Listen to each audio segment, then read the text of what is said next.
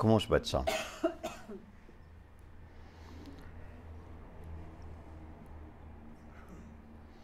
Here, as ons begin praat oor hoe Paulus U ervaar het, die beeld van Christus in hom, en dan vra ons, Here, dat U ons harte sal oopmaak, sodat ons sal besef, hierdie is nie net 'n idee nie, maar dis U werklikheid. En wil U ons daarmee lei, Here, in U woord vanoggend. Maak U woord vir ons oop. Amen. Paulus het ons nou diep bewus gemaak van wie Jesus is en wat ons in hom het. Oor die laaste paar verse, van vers 14 af en vers 13 af.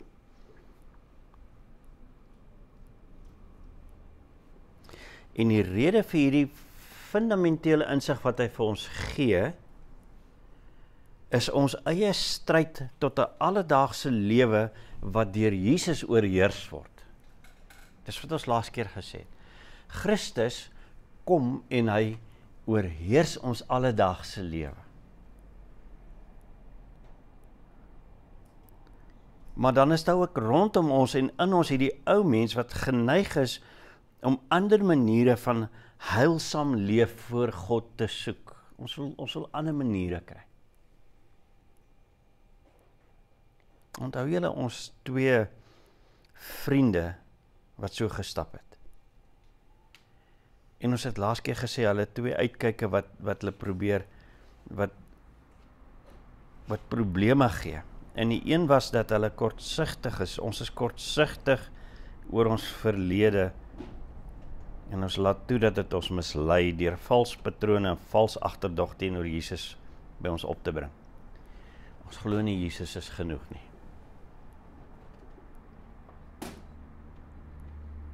En dan val ons tweedens om in Jesus se rol in ons verlossing te glo op die manier wat die evangelie dit vir ons voorhou. Het dit regtig so gebeur? En miskien voel jy nou, Paulus, hoe leef jy self onder hierdie uitkyk? Is jy net besig om te praat? Put your money where your mouth is.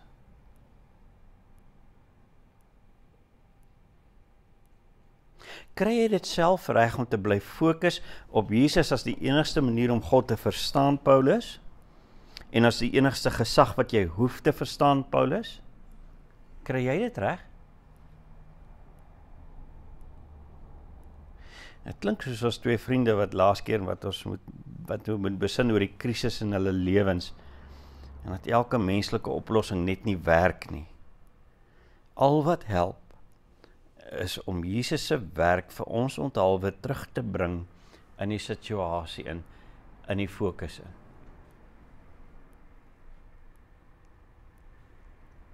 En Paulus het dit aan ons voorgestel en nou gaan hy vir ons wys hoe hy self daarin lewe.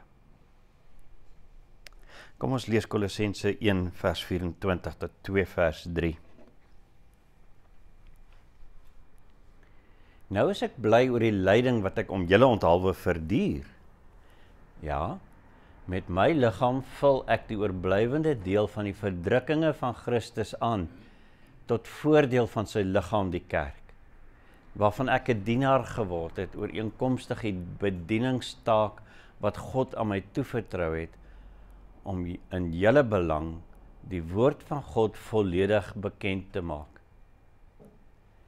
Die misterie wat vir eeue en geslagte lank verborge was, is nou aan sy heiliges bekend gemaak. God het besluit om aan hulle bekend te maak hoe ryk die heerlikheid van hierdie misterie vir alle nasies is. Christus is in julle, die hoop op die heerlikheid. Hom verkondig ons, terwyl ons elke mens vermaan, en elke mens in alle wysheid onderrig, sodat ons elke mens voor God kan stel as volwasse in Christus. Daarvoor span ek my ook in, terwyl ek die worstelstryd voer in ooreenstemming met sy krag, wat met mag in my werk. Ek wil hê julle moet weet hoe groot 'n stryd ek het. Vir julle, vir diegene in Laodicea en vir diegene wat my nog nie van aangesig tot aangesig gesien het nie. Dit is my doel dat hulle harte deur liefde saamgebind bemoedig mag word. En dat hulle kan kom tot die volle rykdom van alles omvattende insig, ja, tot die kennis van die misterie van God, naamlik Christus, aan wie al die skatte van wysheid en kennis verborge is.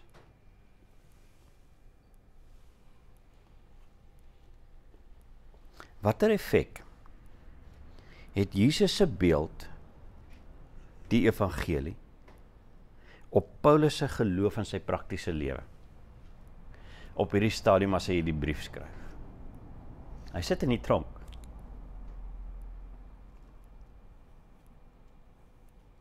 Wat se effek het dit? Ons sien 3 temas uit Paulus se lewe na vore kom in hierdie stuk. Oor hierdie effek.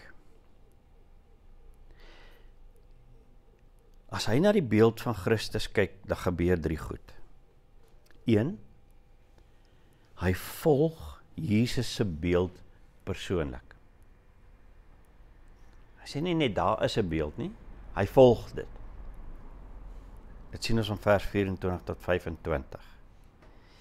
En tweedens, hy hou aan om hierdie beeld te verduidelik. Hy verduidelik hierdie beeld aan almal om hom. In vers 26 tot 28 sien ons hoe hy dit voorstel. En dan die derde ene is dan, hy jaag hierdie beeld na in homself en in ander mense. In vers 29 tot hoofstuk 2 vers 3.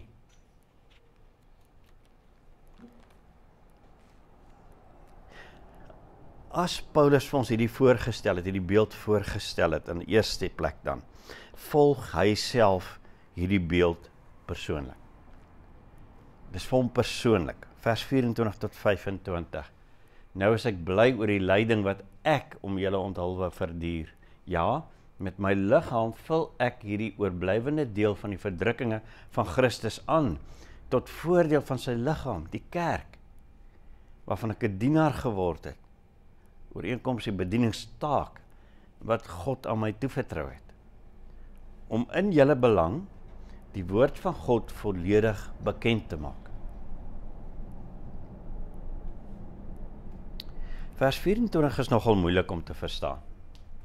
Nou is ek bly oor die lyding wat ek om julle onthulwe verduur, ja, en dan hierdie deel, met my liggaam vul ek die oorblywende deel van die verdrukkinge van Christus aan, daai gedeelte. Is nogal moeilik. Wat bedoel Paulus met my liggaam vul ek hierdie oorblywende deel van die verdrukkinge van Christus aan? Wat bedoel hy daarmee? Lei hy in die plek van die Christene? Of help sy lyding en al die ander Christene se lyding om 'n vasgestelde hoeveelheid daarvan op te vul dat dit genoeg is? Is Christus se lyding nie genoeg gewees nie? Nee, ons kan nie sien dat Paulus se lyding of jou lyding of my lyding, as dit persoonlik is, enigstens met Jesus se lyding kan vergelyk of dit kan aanvul nie. Dit is nie prakties moontlik nie. Want sy lyding is volledig gewees. Ons kan niks daartoe bydra nie.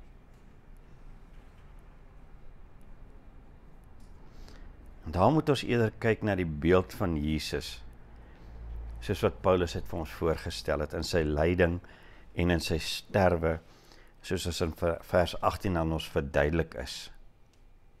Vers 18 sê, hy is die hoof van sy liggaam, die kerk. Hy is die oorsprong, die eersgeborene uit die dood uit, die lyding wat daar plaasgevind het, hy is die eersgeborene, sodat hy in alles die eerste plek kon inneem. Jesus ly as die voortreffelikste. Hy is die een wat die meeste gelei het. En hy lei ons dan vooruit in ons lyding as hoof van sy liggaam. As ons ly, is Jesus se lyding soos 'n kombers wat oor ons getrek word. Dit lei ons. Dit beskerm ons. Ons lyding is nooit alleen nie. En Paulus sien sy lyding in vers 24 as net stukkies oorblyfsels. Want die oorspronklike woord daar oorblywende beteken stukkies oorblyfsels van wat Jesus moes deurmaak. Sy lyding in die tronk, wanneer hy gegesel word, wanneer hy onder deur 'n boot getrek is, wanneer hy gestenig word en vir dood gelos word, is vir hom so stukkies oorblyfsels van wat Jesus oorgekom het.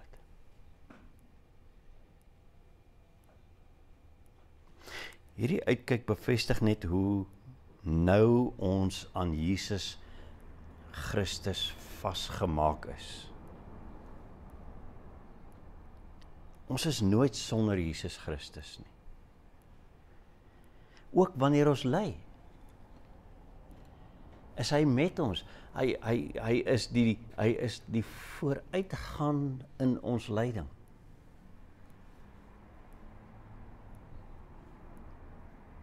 As gesant van Jesus sien Paulus sy eie lyding dis net as 'n voordeel vir die gemeentes. Dis vir hom 'n voordeel. Sodat dit kan dien as die aansporing om na Jesus te kyk as hulle begin swaar kry. As hulle bedekking wanneer hulle swaar kry. Dis vir hom die beeld wanneer hy swaar kry.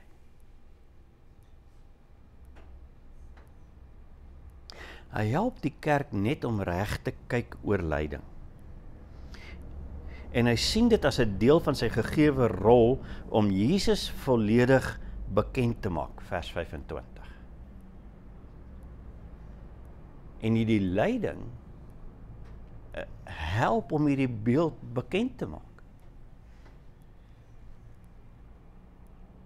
En weer plaas Paulus die klem op om Jesus, die woord van God, volledig bekend te maak. Om soos vers 6 en vers 9 van ons voorgehou het, die evangelie persoonlik te kan hoor en te kan werklik verstaan. Sodat die reddende effek op ons plaasvind. Dat Christus se reddingswerk werklik gebeur.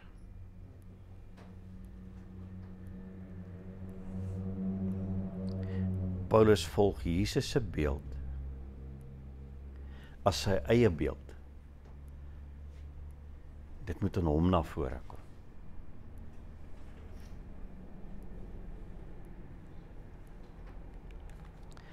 En dan gaan Paulus verder. Dus die tweede punt is dan, hy verduidelik die beeld van Christus aan almal. Hy wil dit verduidelik.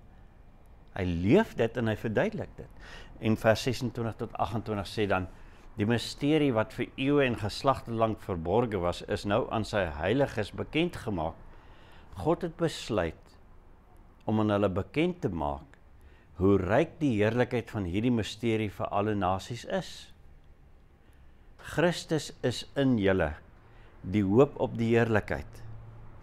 Hom verkondig ons, terwyl ons elke mens vermaan en elke mens in alle wysheid onderrig, sodat ons elke mens voor God kan stel as volwasse in Christus.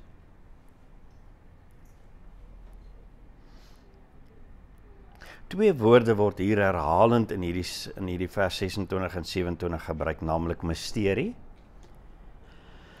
en heerlikheid. Die twee woorde wat die hele tyd herhaal.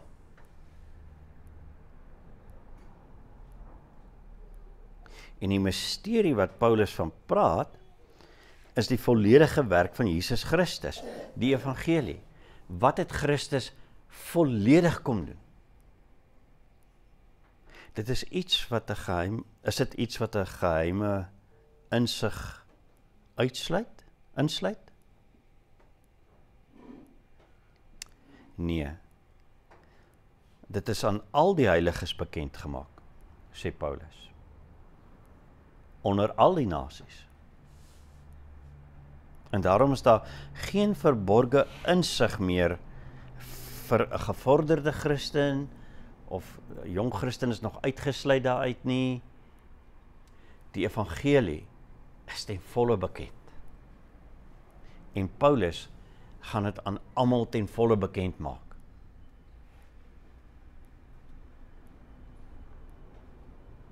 So ons kan nie sê daar's 'n herkomsvoordeel as jy 'n Jood is, of wat ook al nie, want dit is aan al die nasies bekend. Dit gaan aan al die nasies bekend wees, sê Paulus. Wat wel waar is vir die Christen, is dat ons wel sukkel om areas te verstaan. As ons van die ou vervallen, as ons so aan hierdie ou vervallendheid van ons ou mens vashou, dan sukkel ons om te verstaan wat dit werklik vir ons beteken as Christus vir ons gesterf het en opgestaan het en vir ons vooruitgaan in alles. Dit is eerder 'n geval van weerstand om te verstaan. Omdat ons nie uit ons eie iets wil opgee nie. En dit aan Christus gee nie. En sy beeld volg nie.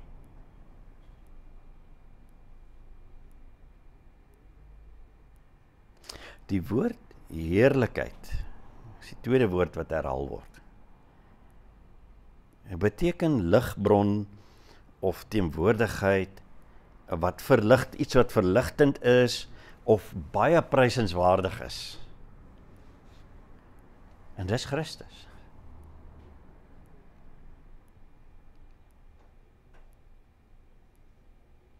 En dit is die plek waar Paulus, dit wat ons nou werklik verstaan van Christus, die evangelie van God, inplaas. Hy plaas ons daarin. Dis 'n heerlikheid. Niks het meer waarde as om werklik te besef wat Jesus vir jou beteken nie. Hy is die hoop in ons beeld van waarde. Dit is hoe ryk hierdie heerlikheid is. Ons kan niks meer kry as dit nie.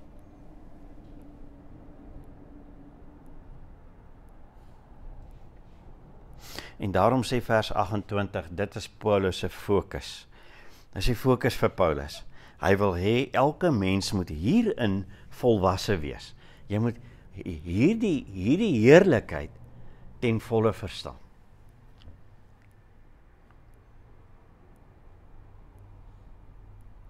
Jesus in sy volle vorm in my voor God. Hy leef in my.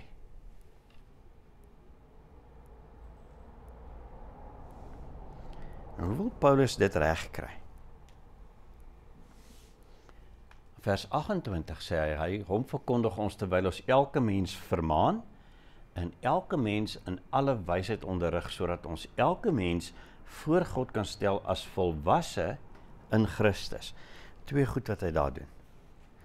Deur elkeen te vermaan, te waarsku.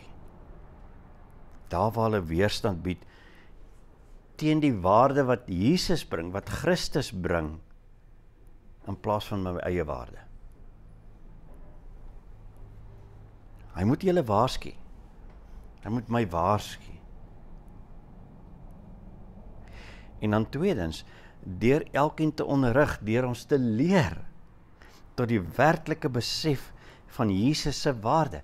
Hy hou aan om ons te leer, kyk na Jesus se waarde, kyk na Jesus se waarde. As jy 'n probleem het, as jy iets ervaar, as jy druk ervaar, as jy sukkel, as jy nie weet wat nie, kyk na Jesus se waarde. Sy heerlikheid.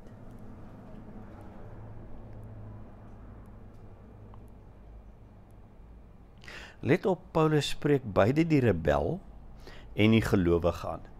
Die ongelowige en die gelowige. Hy tref nie 'n onderskeid oor wat hy vir wie oor die voortreffelikheid van Jesus se beeld wil sê nie, maar hy vermaan en hy leer ons almal daarin.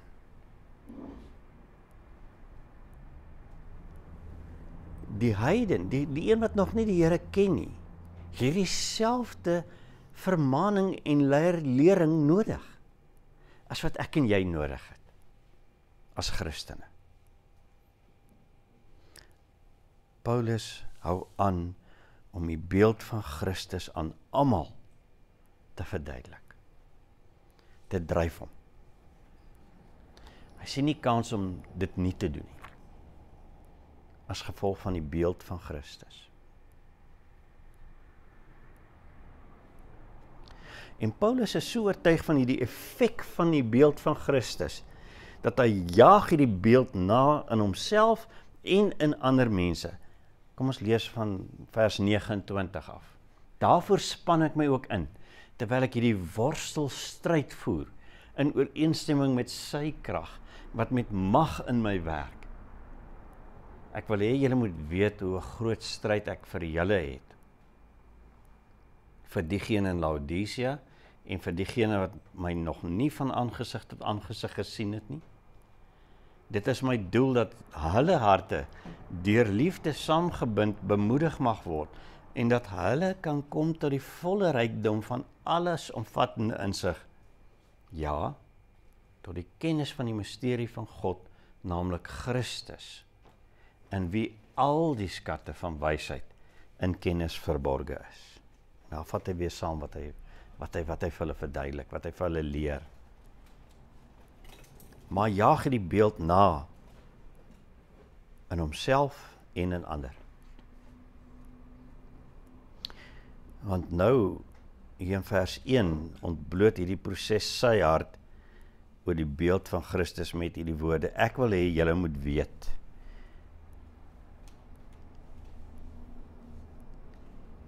Hoe ek hierdie in julle, wat ek nie eers ken nie, najag. Hy ken nie die mense van wie hy hier praat nie. Maar hy gee alles daarvoor, hy jaag dit na in hulle, en hy jaag dit na in homself.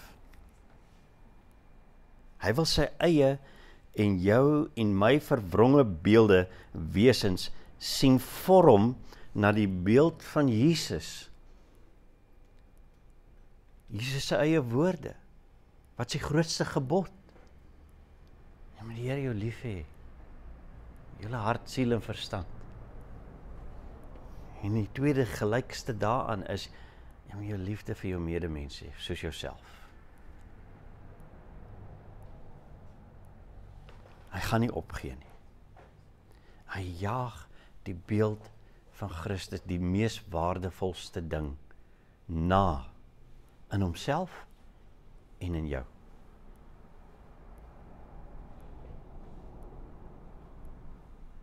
Het maak nie saak wie of waar nie. Hy wil net hê hierdie beeld van God se liefde en van God se waarheid, van Christus, moet in almal na vore kom. Almal. Of jy die Here ken, of jy die Here nie ken nie, Paulus jaag dit na, in jou. Nou kom die vraag op, is hierdie najaag moeilik? Paulus se antwoord is oortuigend ja. Dis vrek moeilik. Nou is ek bly oor die lyding wat ek om julle onthaalwe verduur. Ja, met my liggaam vul ek die oorblywende deel van die verdrukkinge van Christus aan tot voordeel van my liggaam. Nee, sorry, ek is nou op die verkeerde plek. Ja, vers 29. Daarvoor span ek my ook in, terwyl ek die worstelstryd voer in ooreenstemming met sy krag. Dis 'n worstelstryd. Paulus probeer nie eers self nie. Want in dieselfde asem sê hy, in ooreenstemming met sy krag wat met mag in my werk. Hy dryf nie hierdie beeld uit sy eie uit nie. Hy probeer nie eers self nie, maar hy verlaat hom op Jesus se krag, die krag wat die beeld van Christus in hom na vore bring. Die mag wat Jesus uitoefen in homself en in hierdie gemeentes, in my en in jou, wat ons na Jesus se beeld vorm, dis waarop hy staat maak. Niks uit sy eie uit nie. Want hy weet is nie moontlik nie.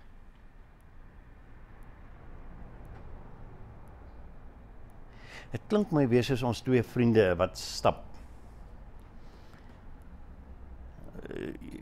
Vir Paulus is dit 'n saamstap proses om mekaar mee te bemoedig. En hy sê dan ook juis hier aan die einde, dan sê hy dan vers 2. Dit is my doel dat hulle harte deur liefde saamgebind bemoedig mag word.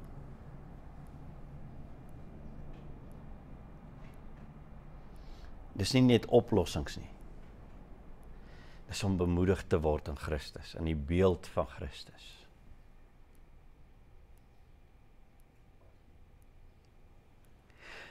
Hoekom is dit so moeilik? En nou sluit Paulus homself in. Hoekom is dit so moeilik? Die een rede is ons wil self ingryp. En ek dink dit was Paulus se versoeking ook, om self in te gryp. En dat ons eie uitkyk die probleem op te los. Ons het 'n plan. Dit mag selfs Bybels lyk wat ons voorstel. Maar as Jesus nie die krag agter die verandering is nie, die mag agter die verandering is nie, is dit nutteloos om sy beeld in my te vestig. En dan het die waarde van hierdie probleem vir my verlore gegaan.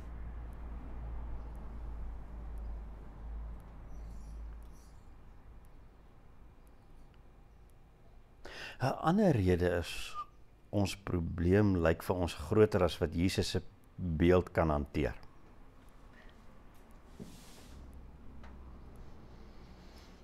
Ek het meer nodig as net Jesus om my probleem op te los. En dis 'n groot versoeking. Want dit beteken ek haal my hand af. En ek laat die Heilige Gees se werk in my toe om my te verander na die beeld van Christus, terwyl hy die probleem homself verder uitspeel.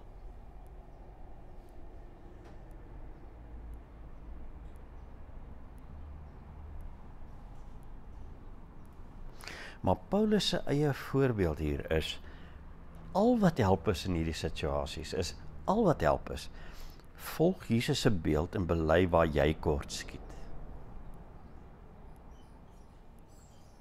Help mekaar om Jesus se beeld beter te verstaan in die situasie en bely waar ons sy beeld wil aanvul met iets anders. Jaag Jesus se beeld meedoenlis na, tot redding van jouself en van jou medemens. Almal in die situasie.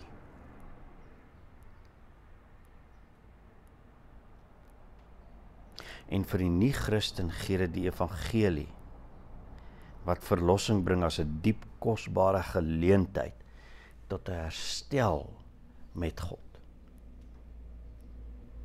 Die rebel kan verander in 'n dienaar.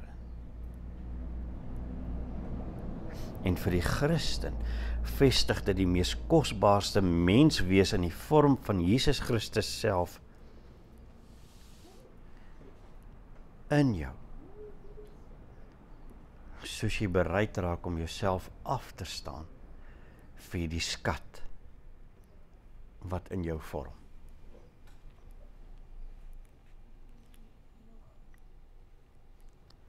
Volg, verduidelik en jaag die beeld van Jesus Christus in jou na, met alles wat jy het. Want hy maak dit alleen moontlik. Niemand en niks anderster kan dit vir jou doen nie. Kom ons bid saam. Here, ons het nodig om vanoggend te besef dat U die enigste manier is om hierdie beeld in ons te vorm, deur U Gees. Dat Christus se waarde kan net na vore kom uit die beeld van Christus uit. En ons bid, Here, dat ons sal besef, ons moet U toelaat om te vervang wat verwronge is. En U seën na vore te bring in ons. Ons besef dit maak seer, Here. En U weet dit, maar U het U seun vooruit gestuur in daai seer. Sodat U verheerlik kan word. En ons bemoedig kan word. In die naam van Jesus alleen. Amen.